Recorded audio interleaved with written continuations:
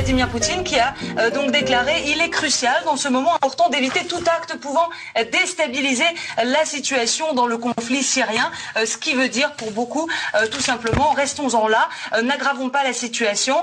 Et c'est un langage diplomatique assez évident. Benjamin Netanyahou était venu demander à Vladimir Poutine de stopper la livraison de ces fameux systèmes de défense antimissiles S-300, un système très moderne, très sophistiqué qui peut, s'il est installé en Syrie, empêcher à l'avenir toute frappe aérienne sur le territoire syrien, ce que bien évidemment Israël veut éviter à tout prix. Israël qui a mené deux frappes préventives contre une livraison d'armes au Hezbollah, eh bien, qui n'avoue pas bien sûr avoir mené ces raids, mais Israël craint que si le S-300 est vendu à Damas, eh bien il ne pourra plus y avoir de frappe préventive, on ne pourra plus non plus mettre en place une zone d'exclusion aérienne, impossible aussi en gros d'effectuer une intervention étrangère sur le terrain. Il y a aussi des rumeurs dans la presse russe, il y a des rumeurs dans les milieux militaires syriens et russes qui disent qu'en fait ces missiles ont déjà été livrés à la Syrie.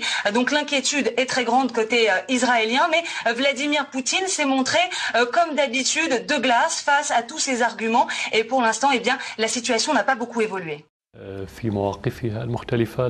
Bachar al-Assad reconnaît implicitement avoir reçu des missiles russes. Dans un entretien accordé à Al-Manar, la télévision du Hezbollah, le président syrien a souligné, je cite, que tous les accords passés avec la Russie seraient honorés. La vente de missiles russes à la Syrie inquiète Israël. L'État hébreu craint que ces armes tombent entre les mains du Hezbollah et de l'Iran.